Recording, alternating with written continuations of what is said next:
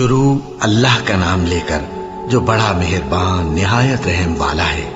الف لام میم، یہ کتاب یعنی قرآن مجید، اس میں کچھ شک نہیں کہ اللہ کا کلام ہے، پرہیزگاروں کے لیے رہنما ہے، جو غیب پر ایمان لاتے اور آداب کے ساتھ نماز پڑھتے اور جو کچھ ہم نے ان کو عطا فرمایا ہے اس میں سے خرچ کرتے ہیں، اور جو کتاب اے پیغمبر تم پر نازل ہوئی اور جو کتابیں تم سے پہلے پیغمبروں پر نازل ہوئیں سب پر ایمان لاتے اور آخرت کا یقین رکھتے ہیں۔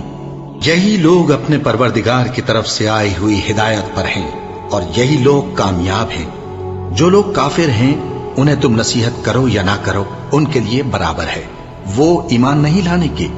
اللہ نے ان کے دلوں اور کانوں پر مہر لگا رکھی ہے اور ان کی آنکھوں پر پردہ پڑا ہوا ہے اور ان کے لیے بڑا عذاب تیار ہے۔ اور بعض لوگ ایسے ہیں جو کہتے ہیں کہ ہم اللہ پر اور روز آخر پر ایمان رکھتے ہیں، حالانکہ وہ ایمان نہیں رکھتے۔ یہ اپنے خیال میں اللہ کو اور مومنوں کو دھوکہ دیتے ہیں، مگر حقیقت میں اپنے سوا کسی کو دھوکہ نہیں دیتے اور اس سے بے خبر ہیں۔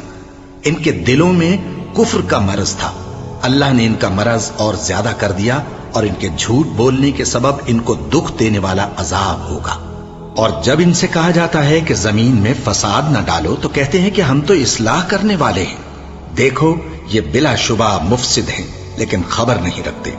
اور جب ان سے کہا جاتا ہے کہ جس طرح اور لوگ ایمان لے آئے تم بھی ایمان لے آؤ تو کہتے ہیں بھلا جس طرح بے وقوف ایمان لے آئے ہیں اسی طرح ہم بھی ایمان لے آئیں۔ سن لو کہ یہی بے وقوف ہیں لیکن نہیں جانتے۔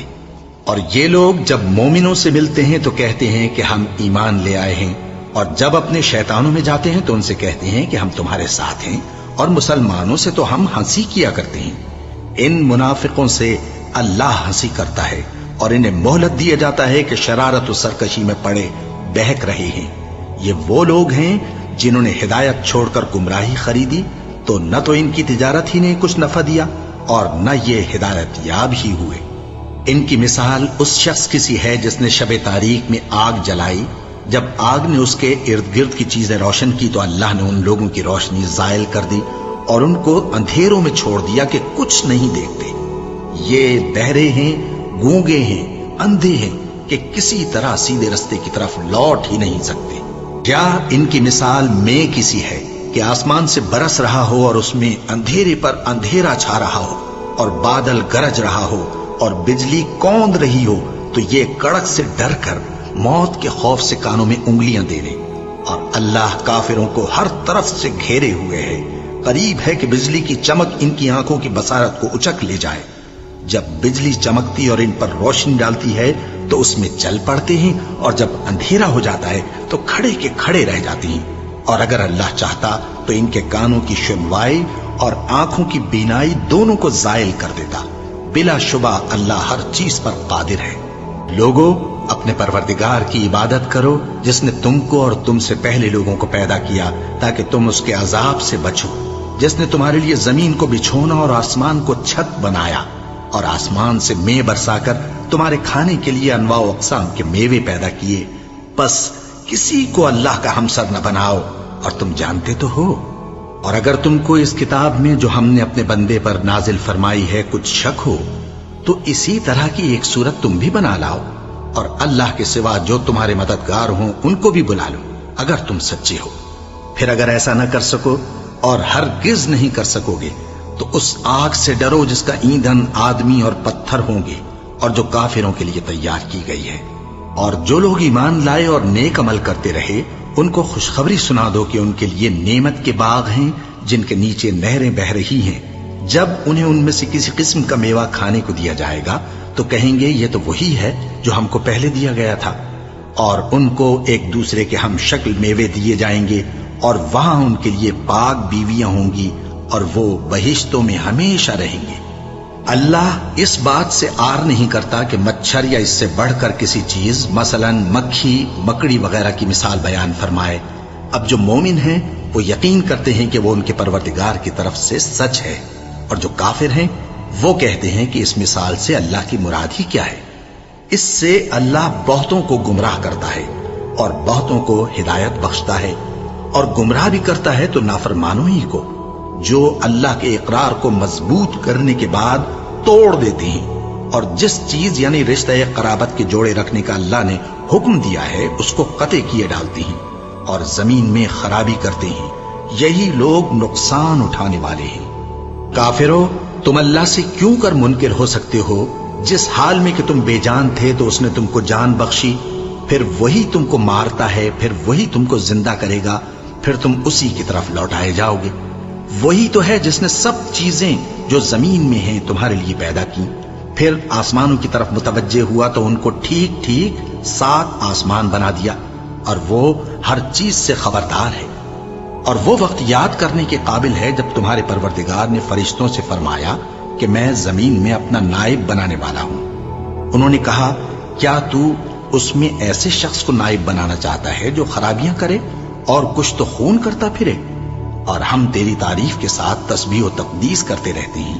فرمایا، میں وہ باتیں جانتا ہوں جو تم نہیں جانتے۔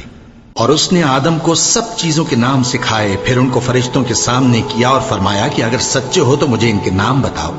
انہوں نے کہا، تو پاک ہے، جتنا علم تو نے ہمیں بخشا ہے اس کے سوا ہمیں کچھ معلوم نہیں، بے شک تو دانا ہے، حکمت والا ہے۔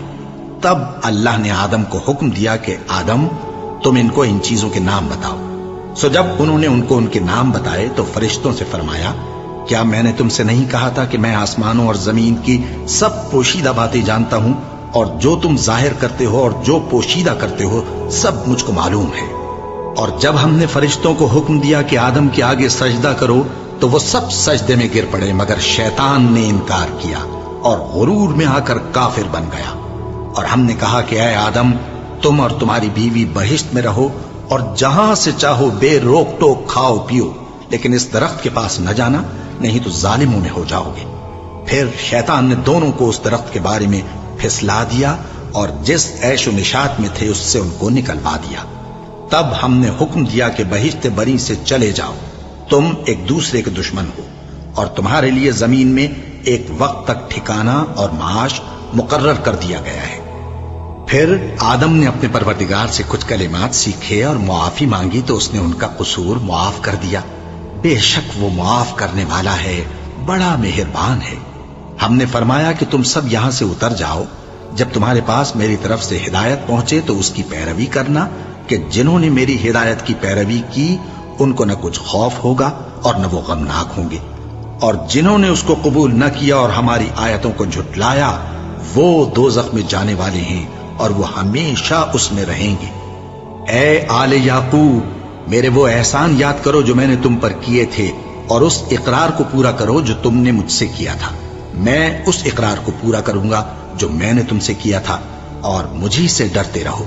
اور جو کتاب میں نے اپنے رسول محمد صلی اللہ علیہ وآلہ وسلم پر نازل کی ہے، جو تمہاری کتاب یعنی تورات کو سچا کہتی ہے، اس پر ایمان لاؤ اور اس سے منکر اول نہ بنو، اور میری آیتوں میں تحریف کر کے ان کے بدلے تھوڑی سی قیمت یعنی دنیاوی منفعت نہ حاصل کرو، اور مجھی سے خوف رکھو، اور حق کو باطل کے ساتھ نہ ملاؤ، اور سچی بات کو جان بوجھ کر نہ چھپاؤ، اور نماز پڑھا کرو اور زکوٰۃ دیا کرو، اور اللہ کے آگے جھکنے والوں کے ساتھ جھکا کرو۔ یہ کیا عقل کی بات ہے کہ تم لوگوں کو نیکی کرنے کو کہتے ہو اور اپنے تئیں فراموش کیے دیتے ہو، حالانکہ تم اللہ کی کتاب بھی پڑھتے ہو؟ کیا تم سمجھتے نہیں؟ اور رنج و تکلیف میں صبر اور نماز سے مدد لیا کرو، اور بے شک نماز گراں ہے، مگر ان لوگوں پر گراں نہیں جو عجز کرنے والے ہیں، جو یقین کیے ہوئے ہیں کہ وہ اپنے پروردگار سے ملنے والے ہیں اور اس کی طرف لوٹ کر جانے والے ہیں۔ اے یعقوب کی اولاد، میرے وہ احسان یاد کرو جو میں نے تم پر کیے تھے، اور یہ کہ میں نے تم کو جہان کے لوگوں پر فضیلت بخشی تھی۔ اور اس دن سے ڈرو جب کوئی کسی کے کچھ بھی کام نہ آئے، اور نہ کسی کی سفارش منظور کی جائے، اور نہ کسی سے کسی طرح کا بدلہ قبول کیا جائے، اور نہ لوگ کسی اور طرح مدد حاصل کر سکیں۔ اور ہمارے ان احسانات کو یاد کرو جب ہم نے تم کو قوم فرعون سے نجات بخشی۔ وہ لوگ تم کو بڑا دکھ دیتے تھے، تمہارے بیٹوں کو تو قتل کر ڈالتے تھے اور بیٹیوں کو زندہ رہنے دیتے تھے، اور اس میں تمہارے پروردگار کی طرف سے بڑی سخت آزمائش تھی۔